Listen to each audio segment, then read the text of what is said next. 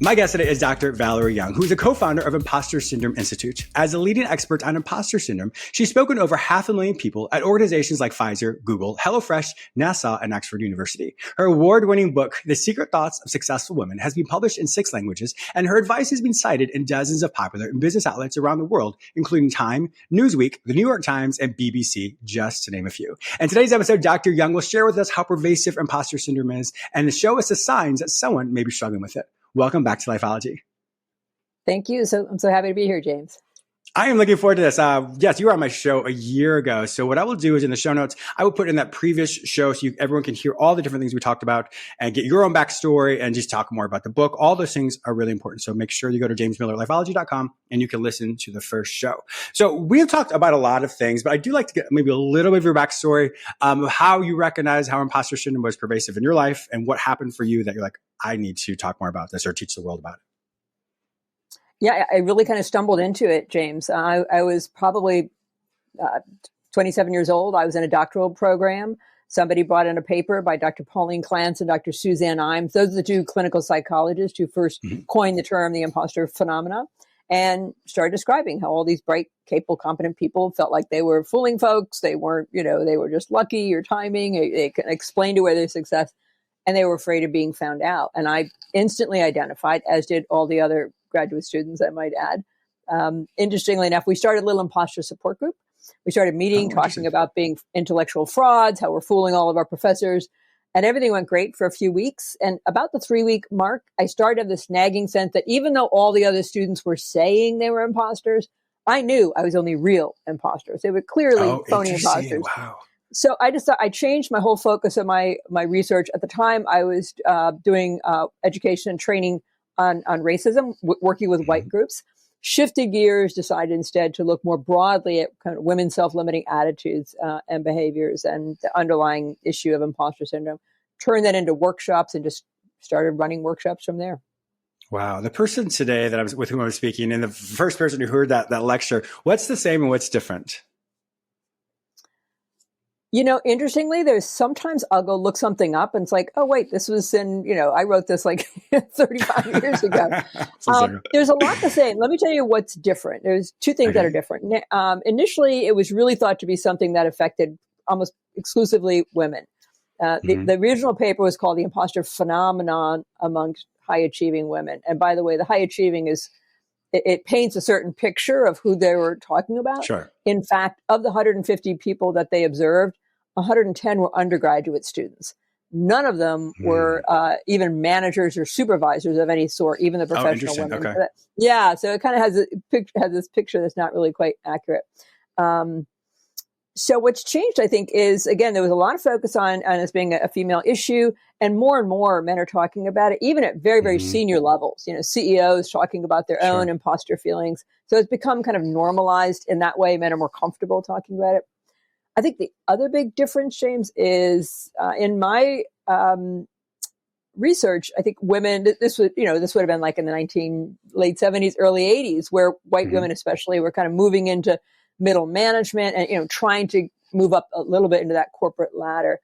And I think shared the same kind of definition of success as many men did.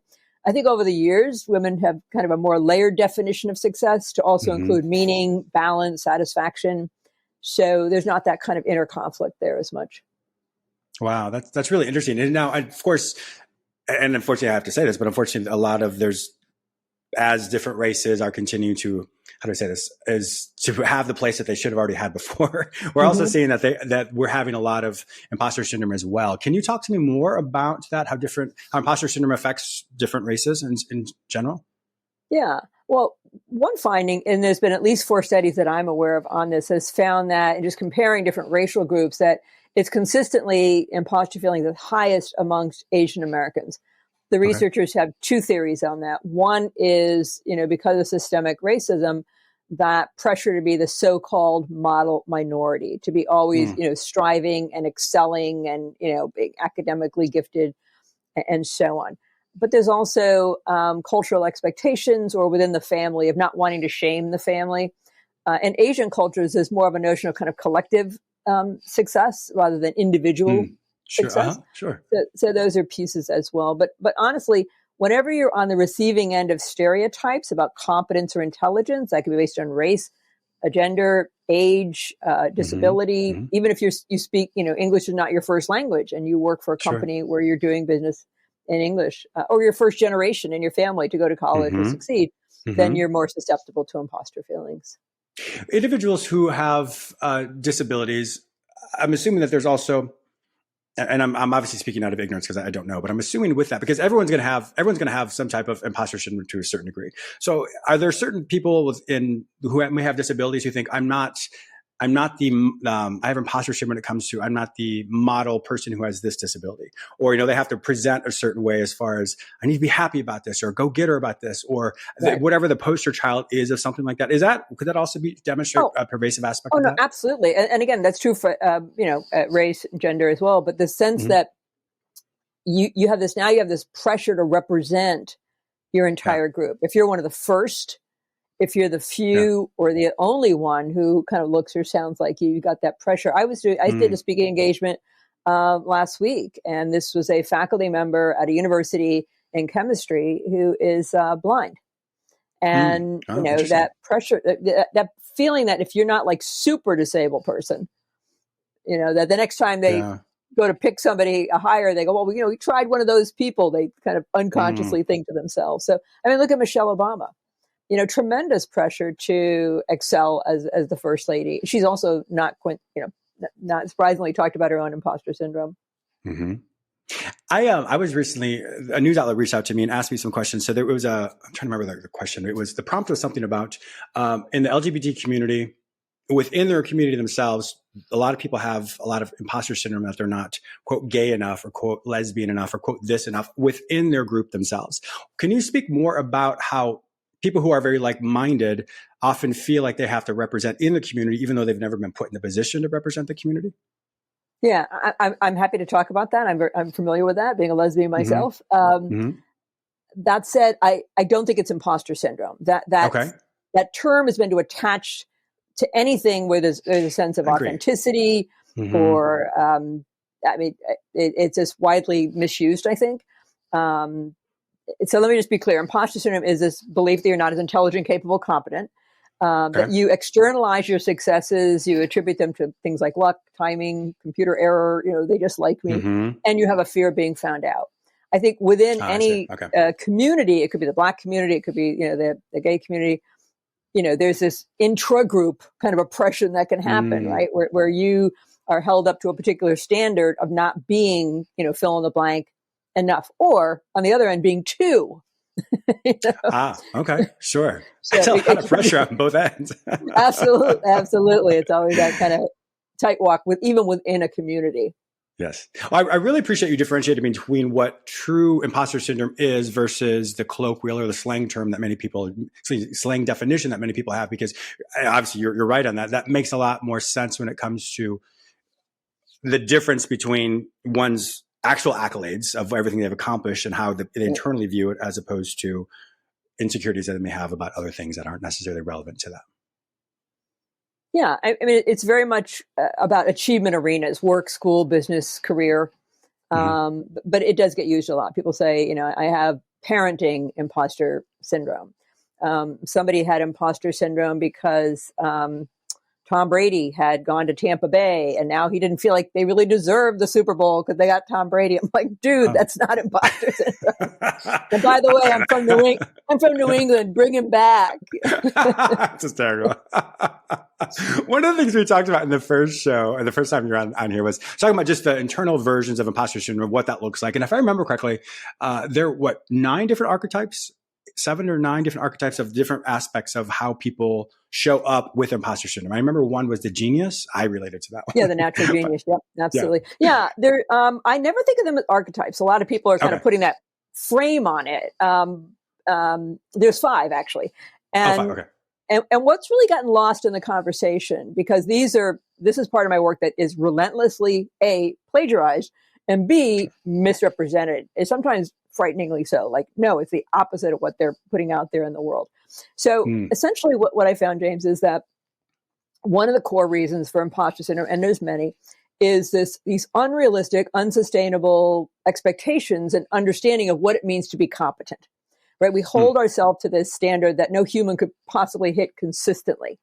I've done exercises with hundreds of thousands of people where I get them into groups and I have them come up with the unrealistic, unsustainable imposter rule book. In other words, this little part of our brain that says, if I was really intelligent, capable, competent, I should, or I'd never, or I'd always. Like the student at Stanford who said, I feel like I should already know what I came here to learn, or I'd never make a mistake, right? Or I'd always know the answer. I'd always be confident, right?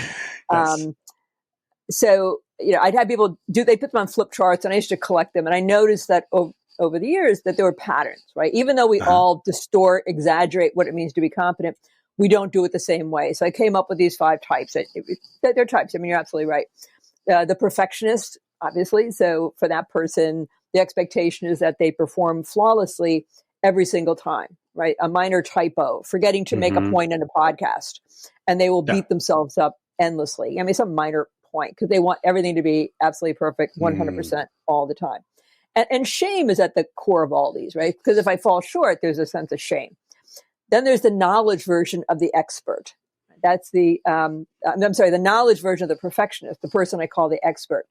So for them, it's not so much about the quality of their work. It's not that doesn't matter, but what's most important to them is the quantity of knowledge and information that they know. So in their mind, they can never know enough. There's always one more class to take, one more book to read, one more degree to get, certification, this kind of endless pursuit of the end of knowledge.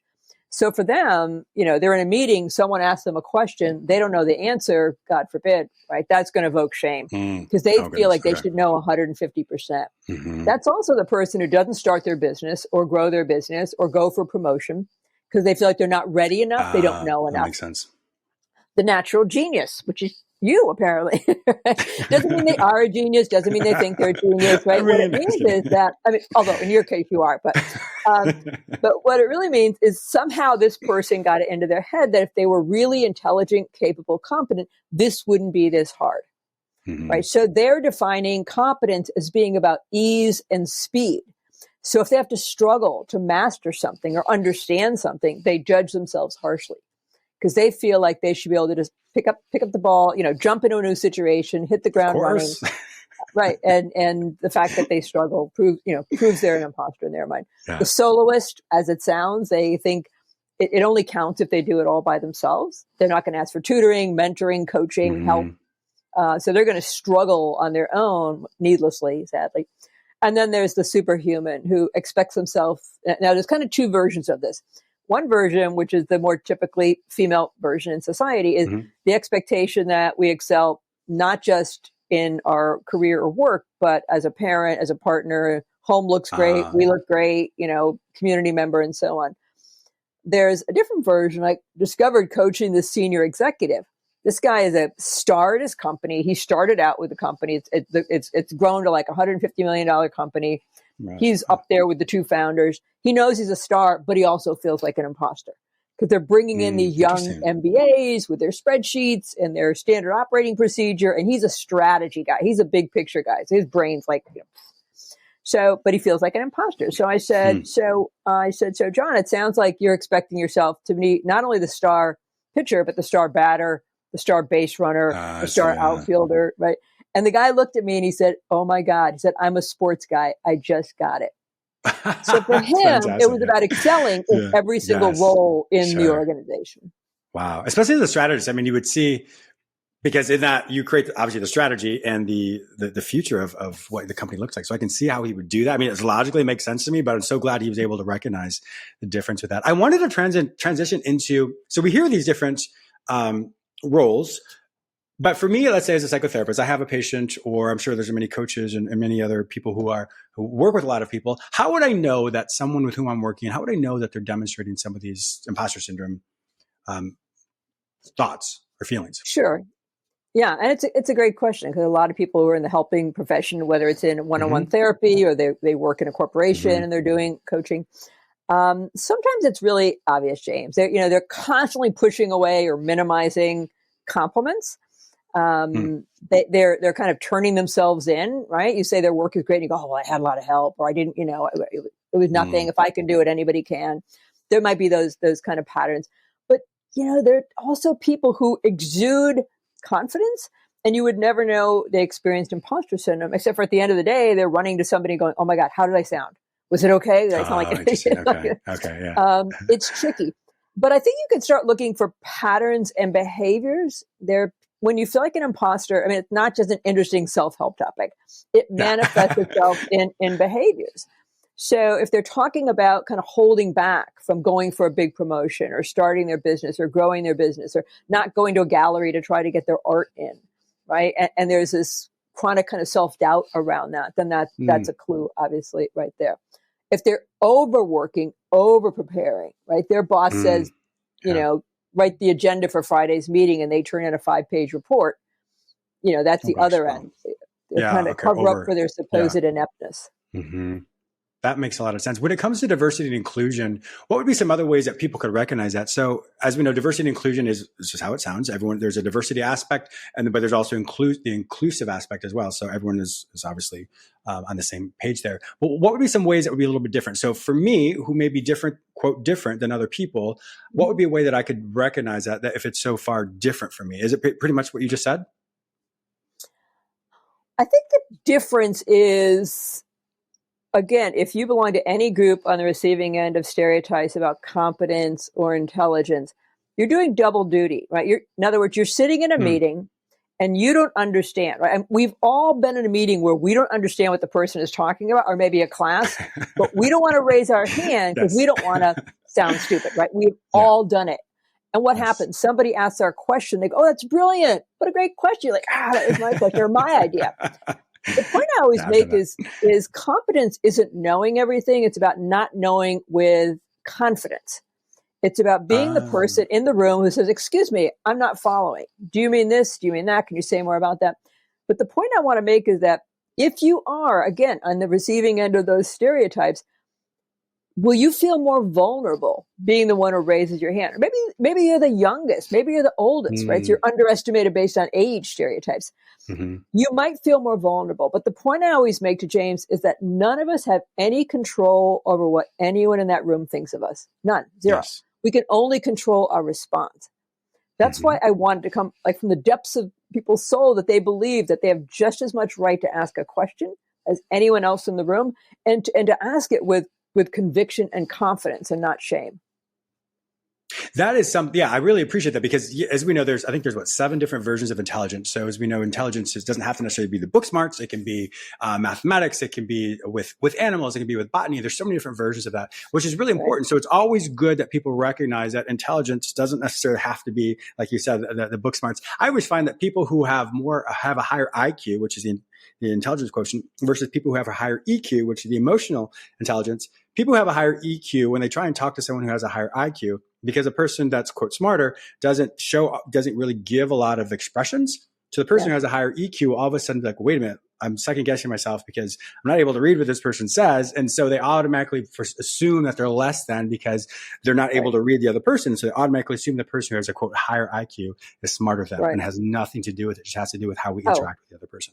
Absolutely. And a lot of it, and the research is showing over and over again that you've got two people. One is more innately talented, let's say. The other one doesn't have this innate talent, but they put in the effort, more effort. That person's going to go much farther than the person who on paper or any other way was intelligent.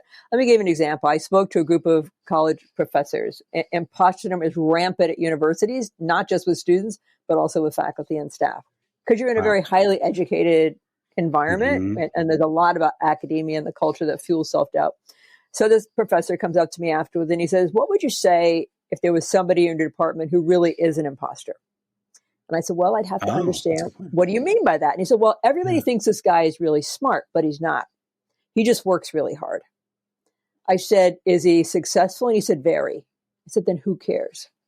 Right? Who cares? But it's a great example of, they're in an environment where there's a premium on being, quote unquote, smart, but it doesn't matter. This guy is outstanding. So very successful. I really appreciate that, because it's, well, of course, I don't know the motivation for why that person said that, but it's a great question to ask. But you're absolutely right. I mean, if a person does work hard, strength that comes easy is not strength at all. So if I'm like super great at something, but I don't really practice it, it just comes natural. Well, I take advantage of that and I do become lazy. But the other person who does have to work and strive for that, that is actual strength that continually is built up over and over again. And I can see how they would be just as successful, if not more, like you said, in a lot of ways as well. This is such an interesting question that person asked. There's a great book called Grit by Angela Duckworth with all this research, like at West Point. It's a very rigorous acceptance process, gosh, wow. and most people are rejected. And on paper, these people should get through this very grueling, I don't know if it's 3-month period or whatever it is. And they can't figure out why the people they expect to do the best drop out. But they're discovering it's grit. It's the people who weren't the most excellent on paper and had all this background and so on. It's the people who were persistent, put in the effort and just had this goal and kept going. So I would assume that that's more the drive and the motivation. So we have the natural, someone doesn't necessarily have the natural talent per se, but I guess that grit, I guess that would quantify as that is motivation and drive, something to prove either to themselves or to someone else. I can see that would be powerful motivators to be very successful.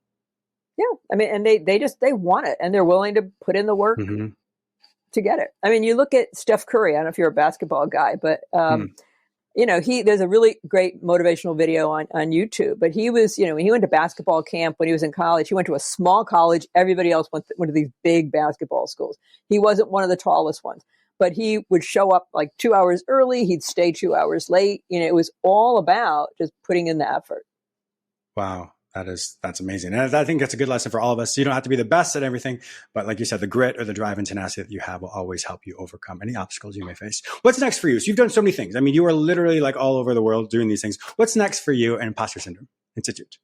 Well, we co-founded with my associate, the Impostor Syndrome Institute. We have a very grand goal, which is to stamp out imposter syndrome around the world. And so we're really turning our attention to how do we work with universities? How do we work with major corporations to help them bring solutions in-house that are sustaining so they can really address imposter syndrome on the inside. So everybody's, is achieving their full potential. Because imposter syndrome isn't just costly to individuals, James. There's also costs and consequences to organizations as well. Sure. That makes a lot of sense. The efficacy aspect of it as far as the culture as well. I mean, it's wonderful that people like you are able to go in and help change that culture, stamp it out, and help people recognize that we're probably more alike than we realize, and we probably all have some form of imposter syndrome somewhere in our life. Right. It has been such a pleasure having you on my show. You're welcome back anytime. If my viewers and listeners want to find out more information about you and also purchase your book, The Secret Thoughts of Successful Women, to learn more about the Impostor Syndrome Institute, where will they find all this information online? It could not be easier, James. They just go to impostorsyndrome.com. Wonderful. Dr. Valerie Young, thank you so much for being a wonderful guest on my show today. I truly appreciate all your expertise. Thanks.